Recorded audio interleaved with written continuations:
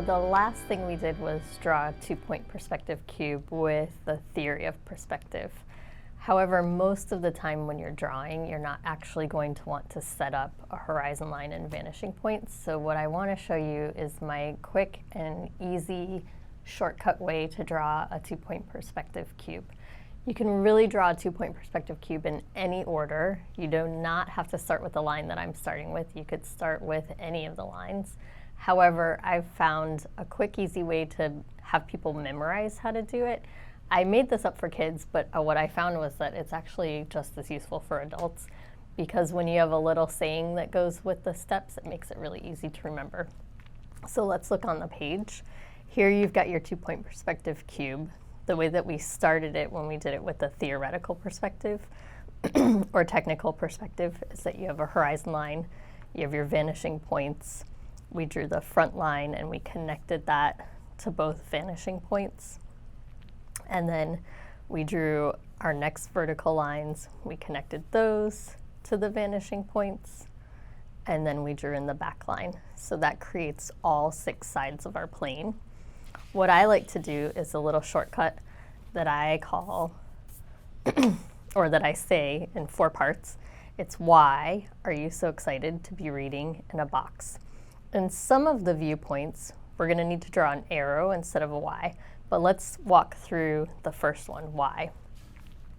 The first step that we're going to do is here on our cube, we're going to draw this as the capital letter Y. And I want you to think of it like those arms of the Y are down low. They aren't super perky. You don't want to draw them like that. So they're going to be leaning down a little bit. Okay, so there's your Y. You want to imagine that he's a little dude, stick figure guy. Could be a girl, I don't know, doesn't matter. Anyways, the next thing is that you want to draw him jumping in the air. His arms are up, just like we had them in the last step, but his legs are converging up to our vanishing points. So remember, these 2 lines are converging, they're not parallel. You want to make sure that the legs look like they're going up towards this one. At a very minimum, they have to be parallel, but they should be converging a little bit. So imagine that he's so excited that he's jumping up in the air. He's gone past the splits, and that's what his arms and legs look like. The next thing you're going to do is you're going to draw those same steps again. And here's our little guy. If you connect the sides with vertical lines, he's going to look like he's holding up a book that he's behind. So the next step is to be reading. And then the last step is to close our little stick figure person into a box. Now, the most important thing about this step is that you want to draw from the front corner, and you want to make this angle here converge with this angle. So it's going to go slightly down, and I don't know where that ends. So I'm going to make too long of an angle, and then I'm going to draw this angle here converging with this angle.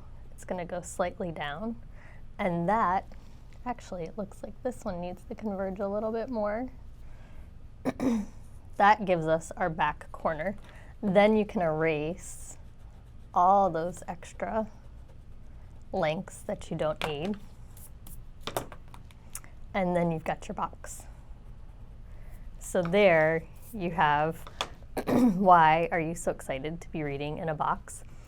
It's really important to remember that this point of view is a bird's eye view. So here you're looking down on top of the box. If you want to draw an eye level view or a worm's eye view, you're going to start off with an arrow instead of a Y. So what that's going to look like is an arrow pointing up. Let's do, here is the birds. Let's do a worm's eye view first. So the worm's eye view, this is an arrow. You can still draw your little guy if you want to make him a stick figure.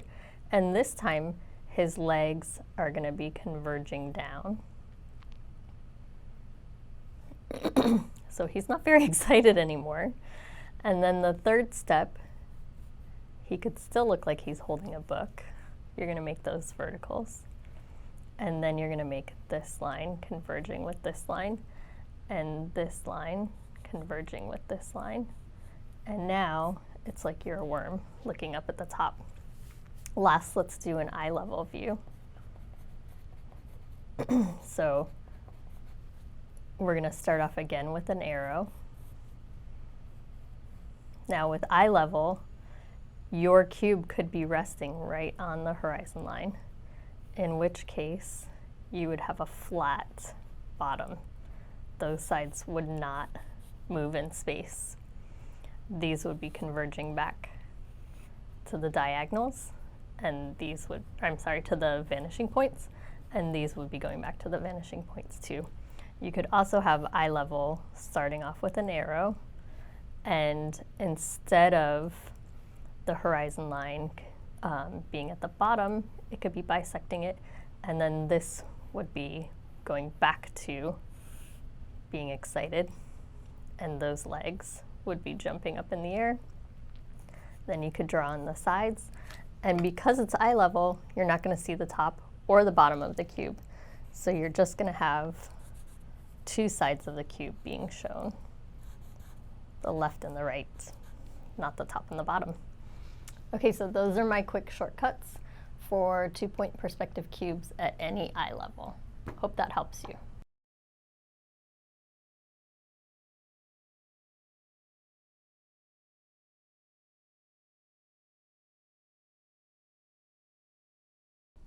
Thank you all so much for watching. More videos are coming soon, so if you wish to subscribe to my channel, go ahead and do that. And also you can check out my website, lzmstudio.com.